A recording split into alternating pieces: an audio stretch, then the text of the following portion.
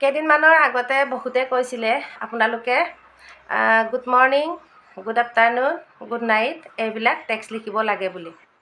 আমি কিবা এটা ক'লে মানে চবে বেয়া পায় মানে কিছুমানে ভাবে আপোনালোকেনো কি জানিব, আপোনালোকৰ ফলোৱাৰ্ছে নাই, আপোনালোকে কথা নজনাৰ কাৰণে ফলোৱাৰ্ছে নাই বা ভিউছে নাই বুলি ভাবিব পাৰে। কিন্তু এনি টাইম আপোনালোকে শুই উঠাৰ পৰা বিনা পটু নিদিয়াকৈ আপোনালোকে গুড মৰ্ণিং বা গুড আফটাৰনুন বা গুড নাইট বুলি লিখিব নোৱাৰে। আৰু ডে নাইট আপোনালোকে নিজে চিন্তা কৰি চাওক, আমি যদি এটা ভিডিঅ'কে যদি ঘূৰি দিব পাৰোঁ নেকি? কেতিয়াও দিব নোৱাৰে। আপোনালোকে কেনেকৈ সেইটো কথা ক'ব পাৰিলে?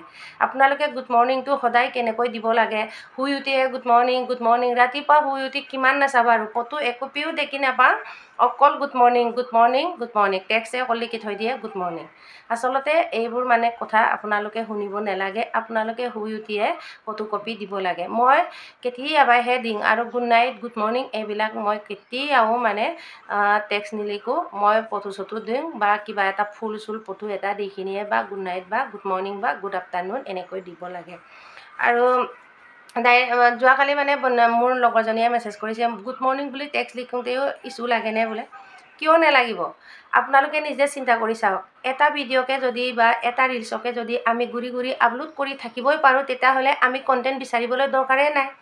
এইটো কাৰণে good morning, good night, good afternoon এইবিলাকত ইছ্যু লগাই দিছে। আপোনালোকে অকণমান মনোযোগ দি যিকোনো কাম বা যিকোনো কথা শুনি ল'ব, তাৰপিছতে যিকোনো কাম কৰিব। এইটো এটা কণ্টেণ্ট বুলি ধৰক, আপুনি ফটো এটা আপলোড কৰিলে এইটো এটা কণ্টেণ্ট, ভিডিঅ' এটা আপলোড কৰিলে এইটো এটা কণ্টেণ্ট, গুড মৰ্ণিংটো এটা কণ্টেণ্ট বুলিয়ে ধৰকচোন। টেক্সট হ'লে কি হ'ব? এইটো এটা কণ্টেণ্ট।